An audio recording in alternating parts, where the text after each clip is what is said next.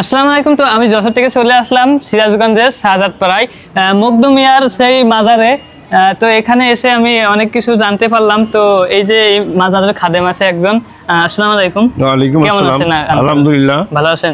তো শুনছি এটার নাকি অনেক ইতিহাস আছে, তো এই ইতিহাস সম্পর্কে আমাদেরকে একটু জানানো যায়? আসসালামু আলাইকুম ওয়া রাহমাতুল্লাহি ওয়া বারাকাতুহু। সম্মানিত হাজিরিন, যারা এই চ্যানেলটা দেখছেন বাংলাদেশে এবং সারা বিশ্বে যারা দেখছেন, এই তোমার ইসের নাম কি, ইউটিউবের নাম কি? JSR media.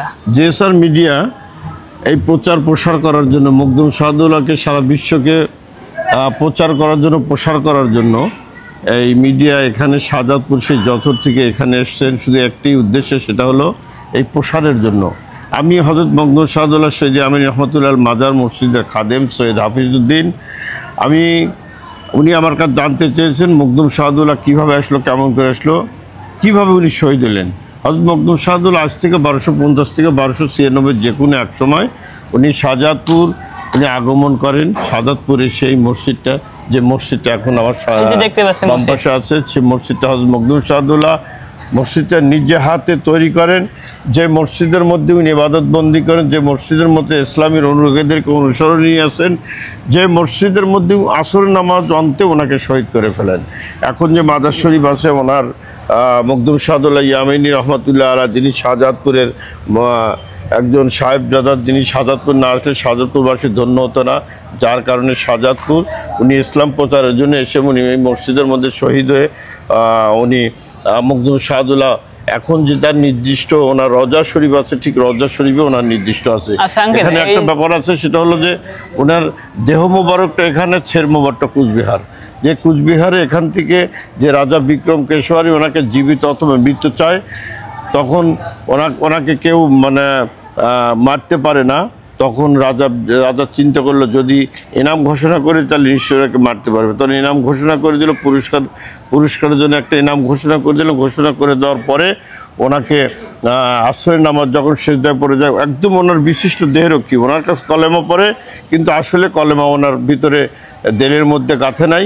এই কলেমা পড়ার পরে ওনার কাছে একদম চলে যায়, ওনার কাছে গিয়ে যখন আসরের নামাজ সেজদায় পড়ে যায় তখন ওনাকে দুখণ্ড করে ফেলে। রক্তমাখা শরীর মসজিদের মধ্যে পড়ে থাকেন। এখন যেটা আছে কফিনের মধ্যে ওনার দেহ মোবারকটা আছে, আর শের মোবারকটা আছে কুচবিহার, ইন্ডিয়া কুচবিহার। এখান থেকে 1 মাস 10 দিন সময় লাগে যাইতে, 1 মাস 10 দিন যাইতে লাগে সময়। মাথাটা পচেও না, গলেও না। উনি মূলত শহীদ হয়েছিলেন আমাদের ইসলাম ধর্ম প্রসারের কারণে, মূল উদ্দেশ্য ইসলামের জন্য।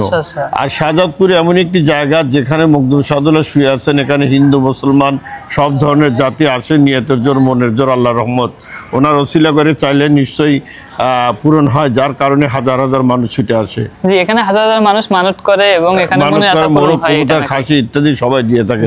চৈত্র মাসের 2য় সপ্তাহ বৃহস্পতি শুক্রবার পবিত্র ওরস শরীফ অনুষ্ঠিত হয়।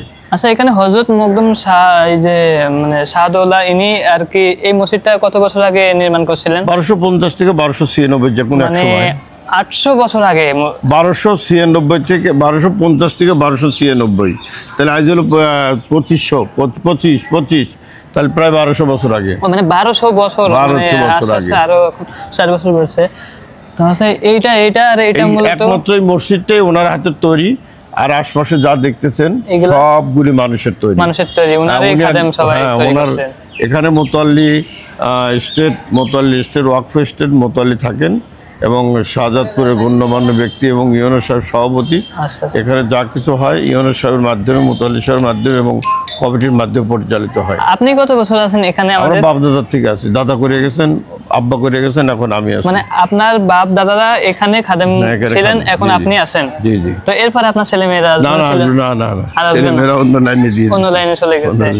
আচ্ছা। তো এইটা কি এখানে কি সবাই আসবে আর কি? হ্যাঁ, এখানে যারা এই ভিডিওটা দেখতেছেন তাদের কাছে অনুরোধ করি, যেহেতু যশোর থেকে এত কষ্ট করে আসছে, একটা করে সাবস্ক্রাইব করেন, একটা লাইক দিয়েন, যাতে লাইকটা দিলে প্রচার প্রসার হয়, সুন্দর হয়, ভালো হয়। খালি ওর এই ইউটিউবের জন্য না, এটা মখদুম বাবার স্বার্থেই এটা করতে হয়। যার কারণে যারা এই জিনিসটা দেখবেন, দেখাবেন, তাদের সবাইকে আমি ধন্যবাদ জানাচ্ছি যে এই চ্যানেলটা জানি পরিপূর্ণতা লাভ করতে পারে এবং পরিপূর্ণতা যেন সুন্দর ভালোভাবে যেন একটা প্রচার করতে পারে, মখদুম শাহাদুল্লাহকে প্রসার করতে পারে। মখদুম শাহাদুল্লাহকে যেমন যারা ভালোবাসে তারাই কিছু পেয়ে যায়। ভালোবাসাটা হলো, মহব্বতটা হলো সবচেয়ে বড় জিনিস। মহব্বত আছে সবাই, মহব্বত নেই কিছুই নেই। তো মহব্বত করলে আল্লাহকে পাওয়া যায়, মহব্বত করলে রসুলকে পাওয়া যায়। যে রসুলের পাকের নির্দেশে মখদুম শাহাদুল্লাহ নিজে এখানে এসে ইসলামের জন্য শহীদ হয়েছেন। তাই আমি সবাইকে ধন্যবাদ জানিয়ে আমার বক্তব্য শেষ করছি। তো আঙ্কেল আপনাকে ধন্যবাদ আমাদেরকে এইটা সম্পর্কে বিবরণী দেওয়ার জন্য। তো আসসালামু আলাইকুম। ওয়ালাইকুম আসসালাম ওয়া রাহমাতুল্লাহ।